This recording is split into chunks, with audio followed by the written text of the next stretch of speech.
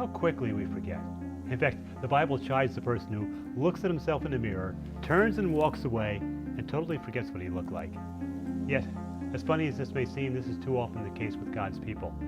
The God who created the universe revealed something of himself in that creation so we could be challenged to seek him out. We didn't. Historically, instead of seeking God, we turned and created gods and idols in our own image. The same Creator, though, was determined to offer a personal friendship, a personal relationship with individuals, families, as well as entire cultures. He called Abraham from idolatry to a relationship of trust and love with himself. He taught him to trust even more. Then he developed his offspring, his family, into a number of distinct peoples. The Old Testament tells us the story of Israel, just one of those peoples who came out of Abraham's line. It tells about their on-again, off-again relationship with God. Unfortunately, it was mostly off again. They had seen his intervention in their history. They could read his words in their book. He sent them on a regular basis, special messengers, prophets, to remind them of what he wanted from them, to challenge them to do right, to correct them when they were doing wrong. In fact, one of those prophets spoke on God's behalf. He said these words, "Don't forget the covenant I've made with you. Don't worship other gods. Rather, worship the Lord your God. Only he can deliver you from your enemies." God's people had been called to serve him in a couple of ways. The first was just basic trust and obedience.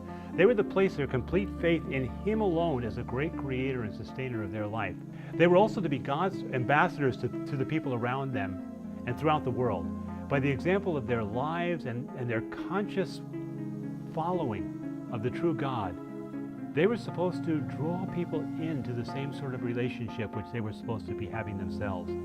Instead, their actions, which ranged from indifference to total disobedience, brought dishonor and shame to that God instead of bringing people closer to him.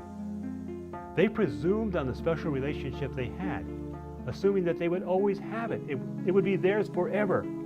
They also presumed that that special relationship was exclusive.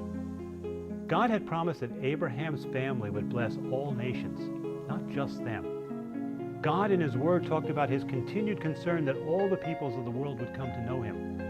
And yet the people who should have wanted to share their relationship with God turned their attention inward and essentially fenced out the people of the world. But God had a plan.